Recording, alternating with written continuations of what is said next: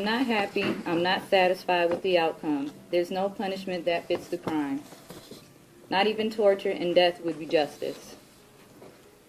Your justice will come when you burn in hell for all eternity for murdering 4 innocent children. Gregory Green of Michigan killed his wife and their unborn child in 1991 by stabbing her in the face and chest. He then dialed 911, confessed to the killing, and awaited the arrival of police. Green was granted parole after spending almost 16 years in jail for murder, with the help of his loved ones and friends, including a pastor who fought on his behalf and whose daughter Green would later marry. Tragically, he would later brutally assault his new wife and then kill her 2 kids from a previous relationship, as well as the 2 daughters he shared with her. What would make him kill his family twice, and how could someone who committed such a brutal crime the first time ever be granted parole? Welcome to Viral Crimes. Subscribe and hit the bell icon for more stories. This story takes us to Detroit, Michigan. A pastor in Detroit named Fred Harris wrote to the Michigan Parole Board in August 2005, stating, "Gregory and I were friends before his mishap, and he was incarcerated. He was a member of our church. I feel he has paid for his unfortunate lack of self-control and the damage he has caused as much as possible, and is sorry." Harris wrote once again a year later. If he was to be released, he would be welcomed as a part of our church community, and whatever we could do to help him adjust, we would. Green married the pastor's daughter, Faith Harris, after his 2008 release. The couple had 2 daughters, Coy, age 5, and Kaylee, age 4. In the early hours of September 21, 2016, Gregory tied his wife up in the basement of their house in Dearborn Heights, Michigan, a suburb of Detroit. Her face had been sliced with a box cutter and that her foot had been shot. She was surrounded by her 2 teenage children who had been shot to death. They were killed right in front of her. Her 2 young daughters she shared with Gregory were found dead upstairs in their bedroom. They were dead from carbon monoxide poisoning. Gregory had killed all 4 children. Green's, whose release her father fought for more than 10 years ago, had taken away what she loved the most. Green dialed 911 and waited for the cops to arrive, just as he did when he murdered his first wife.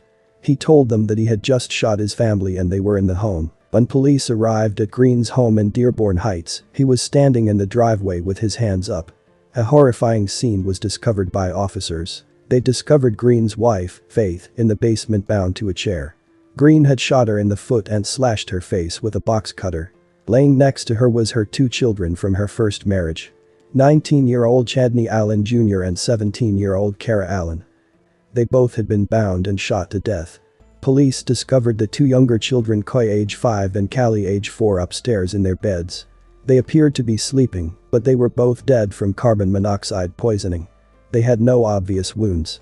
Green was arrested and was once again behind bars. This man right here is now formally charged with killing 4 children in cold blood. Good evening. It tops our news at 5. Gregory Green, who's already been convicted of murder in a separate case, is facing that charge yet again. 49-year-old Dearborn Heights man is now facing nearly a dozen felony counts in that gruesome killing of his 4 children and stepchildren, along with the mutilation of his wife. Rod Maloney is live in Dearborn Heights tonight. And Rod, we're learning some gruesome new details tonight. Yeah, there's so much here to talk about, Carmen, and we're going to start first with some video that we just took within the last 5 minutes, and it was the Faith Green family, the Harris family, coming to the house here where the murder happened. And they spoke out for the first time in all of this. It was Nikki Harris, Faith's sister, talking about what the family has to say about this awful and devastating case. Let us say that words cannot describe the horrific tragedy our family is experiencing over the untimely deaths of Chadney, Kara, Coy, and Kaylee. We are devastated by their loss, and at this time we are asking for privacy during this difficult time. To the city of Dearborn, to the local authorities, public city officials, and all the other supporting communities who worked tirelessly the last 24 hours with us, we express our deepest gratitude. As a family, we don't understand every experience we encounter in life, but we do know that all things work together for the good of those who love the Lord. Earlier in the day, there was an arraignment of the man, the father, who was arrested in these just terrible killings. Just when you thought you could understand the depths of the cold-hearted nature of these heinous murders, we learned still more. Wayne County Prosecutor's Office says Gregory Vincente Green shot his wife Faith in the foot, slashed her face with a razor knife, bound her hands and feet with zip ties, and forced her to watch as he shot her oldest two children in front of her, each multiple times. Thus, the other charges against Green as follows: 4 counts of murder for allegedly killing his children and stepchildren. The prosecutors motioned to have Green treated as a habitual offender, which would increase jail time in a conviction. Then come the charges for his alleged abuse of his wife, Faith, 1 count each of assault with intent to do great bodily harm, torture, unlawful imprisonment, felonious assault, felon in possession, and felony firearms. We also learned today that blood-curdling scene came after the 2 young children, Coy and Kaylee, were smothered in a car after Green allegedly plugged the tailpipe with duct tape and ran a hose into the car with the children inside and the engine running. Green stayed largely silent at the defense table, where he sat barefoot, shackled, and alone throughout. He had no attorney. He said only this when asked by the judge if he had anything to say about whether he should get bond. I don't need that. I don't think it's serious. Difficult to understand there, but Green said that he didn't think he deserved bond, and so he's going to remain behind bars. The judge ordered him held without bond when he comes back to court next. Now, we spoke with the family just moments ago. We also spoke with the hospital, and they're both telling us that Faith Green physically is in fair condition. Of course, in terms of her psychological condition, it's impossible to imagine that it's going to be at all easy for her as she goes forward. But the family is there to support her. And once again, that GoFundMe page that they talked about, the authorized page, GoFundMe/Green Allen Family, they're hoping for $50,000 because that's what they say it's going to take to bury those 4 children. Back to you. Faith had previously forewarned of her husband's aggressive tendencies before she was assaulted. She stated in a 2013 petition for a restraining order, "He's trying to make me leave our home, he's being belligerent, kicking things. He kicked the couch while the baby was sleeping on it. Just kicking things, threatening me and saying if I don't leave, things are going to get ugly. Jumped at me like he was going to attack me." This went on for hours. The restraining order was denied. When she filed for divorce later that year, Green was never served and her case was dismissed. Then in August 2016, she filed for a second time. Green would murder her children 1 month later. It's just difficult to understand, and the motivation. I mean, I don't understand what happened in this household, but it's a super tragedy. This suspect actually served time for killing his former wife, who was 6 months pregnant. That 49-year-old man was convicted of second-degree murder in the stabbing death of his then pregnant wife back in March of 1992.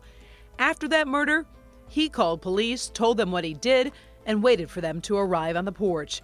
He served 16 years. He had 1 fighting ticket back in 2002 when he fought with another inmate over a TV.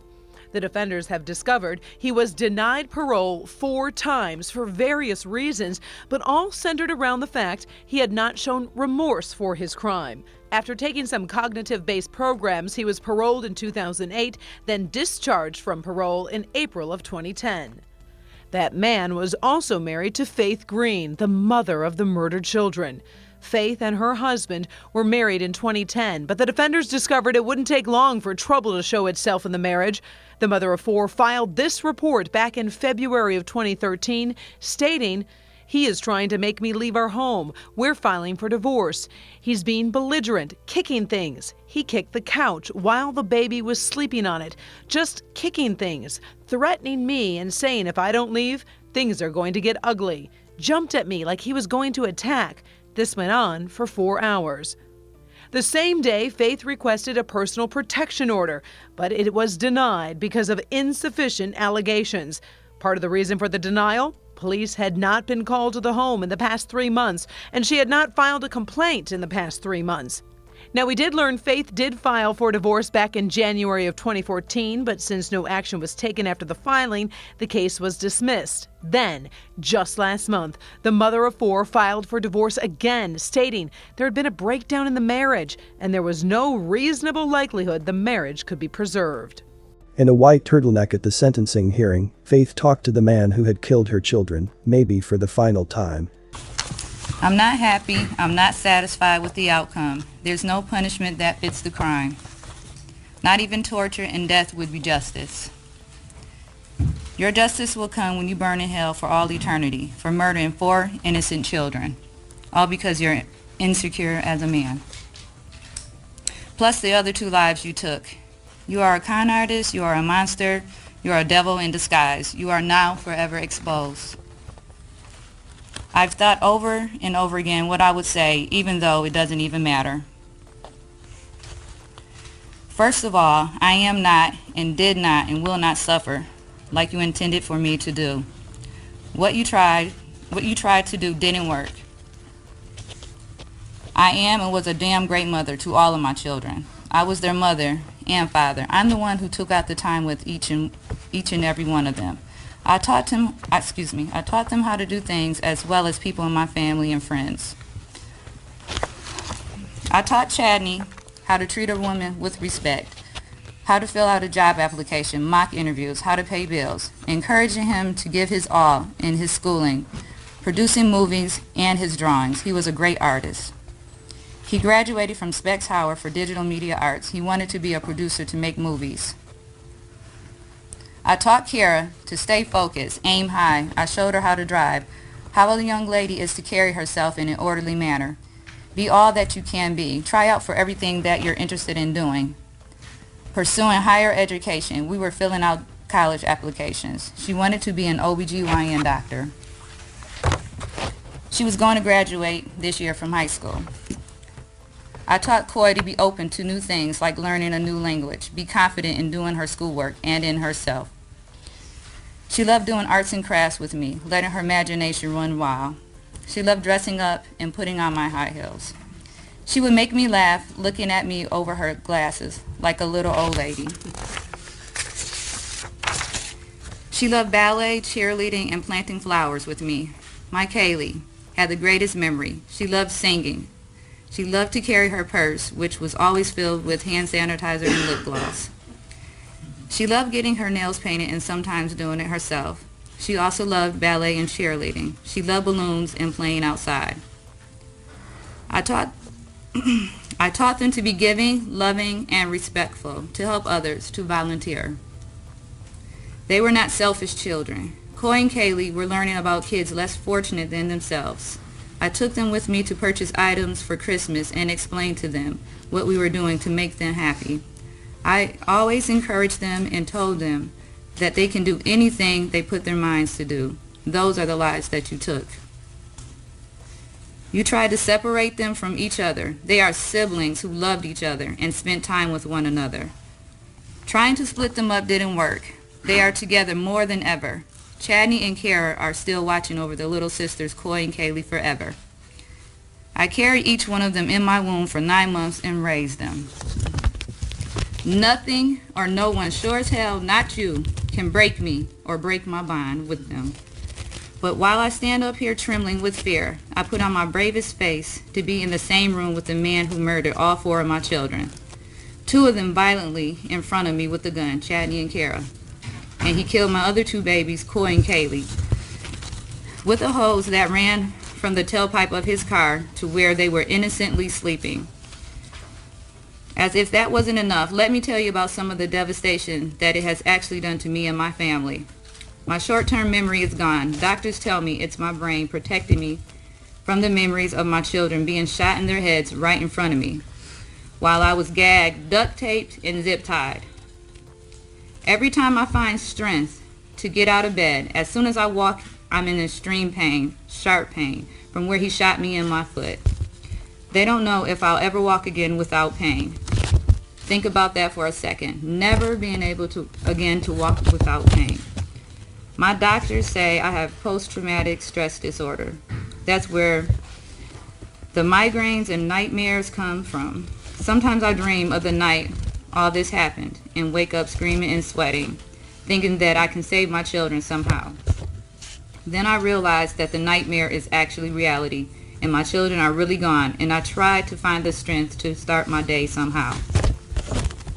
Other times there's just crazy nightmares that I wake up from in fear and try to understand them, but I'm told that they all link back to this horrific experience I have had. I can't think of the last time I really rested without medication. I can still feel the zip ties around my wrists, and it triggers horrible memories of that night. There's times I find myself drifting off into thought and then realize I'm not thinking of anything. I'm empty. Lost.